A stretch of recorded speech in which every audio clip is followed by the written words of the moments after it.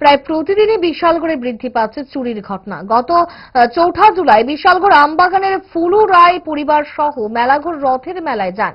সেদিন আর বাড়ি ফেরেনি তারা। একদিন পর বাড়িতে ফিরে দেখতে পান ঘরের দরজা ভাঙা, চোরের দল ভেতরের সব লন্ডভন্ড করে টাকা পয়সা ও সোনালংকার নিয়ে যায়। এবং অপরদিকে নয়াপাড়াতেও চোরের দল বিএসএফ এ কর্মরত মনোরঞ্জন ঘোষ নামে এক ব্যক্তির বাড়িতে ঢুকে যা পেয়েছে নিয়ে যায়। বিশালগড় থানার পুলিশ অভিযোগ পেয়ে তল্লাশিতে নামে। তারা মনোরঞ্জন ঘোষের বাড়ির সিসিটিভি পরীক্ষা করে সন্দেহভাজন এক চোরকে চিহ্নিত করে। তাকে গ্রেফতার করে জিজ্ঞাসাবাদ চালিয়ে আরেক চোরকে আটক করে। এদের একজন হলো গৌতম আচার্য এবং অপরজন ময়নাল হোসেন, জানিয়েছে বিশালগড় থানার ওসি সঞ্জিত সেন। গত 4 তারিখে ফিরারত মেলাতে দোকান করার জন্য আমাদের এখান থেকে আমবাগান ফুলু রায় উনি দোকানদারি করেন, মেলাঘর রথের মেলাতে গেছেন ফ্যামিলি নিয়ে।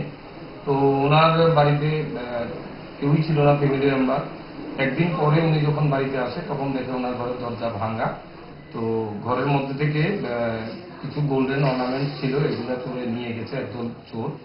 এবং পাশাপাশি আমাদের নয়াপাড়াতে মনোরঞ্জন ঘোষ বিএসএফ এর চাকরি, ওনার বাড়িতেও একজন চোর ঢুকেছিল। এটার পরিপ্রেক্ষিতে ওনার বাড়ির সিসিটিভি ফুটেজগুলো আমরা কালেক্ট করে এখানে সন্দেহভাজন একজনকে আমরা তুলি। তাকে জিজ্ঞাসাবাদ করার পর আরো একজনকে তুলি।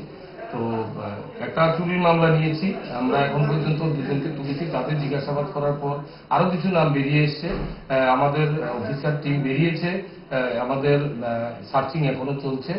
বাকি আরো যখন ফিরে আসবে তখন আমরা বলতে পারবো রিকভারি কি আছে এবং আর কি প্রসেসে আছে। কাকে গ্রেফতার করা হচ্ছে, তাদের নামগুলো? তো এখন পর্যন্ত আমরা গৌতম আচার্য, যাকে সিসিটিভি ফুটেজের মাধ্যমে দেখা গেছে, তাকে আমরা আইডেন্টিফাই করেছি, তাকে অ্যারেস্ট করেছি।